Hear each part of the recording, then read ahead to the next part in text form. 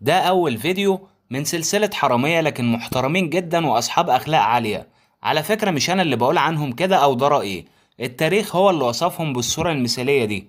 أول واحد معانا النهاردة هو روبن هود، وده كان بيسرق فلوس الأغنياء ويوزعهم على الفقراء ويدفع إيجارات المنازل بتاعتهم ويديهم فلوس كمان علشان يجيبوا بيها الأكل والحاجات اللي هم محتاجينها.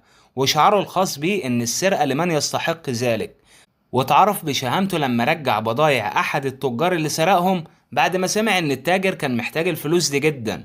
وفي سنة 1749 اتقبض عليه واتحكم عليه بالإعدام شنقا، لكن محكمة الاستئناف رفضت الحكم ده باعتبار إن هو ما قتلش حد من اللي سرقهم، وبدلت الحكم ب5 سنين فقط.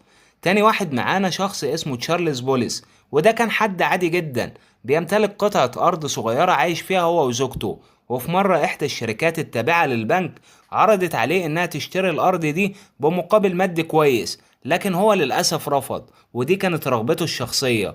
فقامت الشركة بقطع الخدمات عنه زي المية والكهرباء وأجبروه بكل الطرق إن هو يبيع الأرض، لكن في النهاية كان بيزيد إصرار وتمسك بالأرض جدا ومرضيش يبيعها في النهاية. ومن كتر ضغط الشركة دي عليه قرر ان هو يترك زوجته ويهرب من اجل الانتقام. بعد هروبه على طول بقى يسرق عربيات الحناطير اللي بتنقل فلوس البنك او الشركة، لكنه ما كانش بيسرق السواقين باعتبار انهم يعني موظفين او عمال وملهمش دعوة بالقصة دي نهائي. البنك ذات نفسه كان وصفه بانه حرامي نبيل وصاحب اخلاق، والشرطة قبضت عليه بعد 10 سنين من البحث عنه. اتحكم عليه في النهاية ب4 سنين، لكنه ما كملش المدة دي وخرج قبلها بكتير علشان حسن السير والسلوك. الفيديو خلص، ولو عجبك في 3 أجزاء تاني انتظرهم. سلام.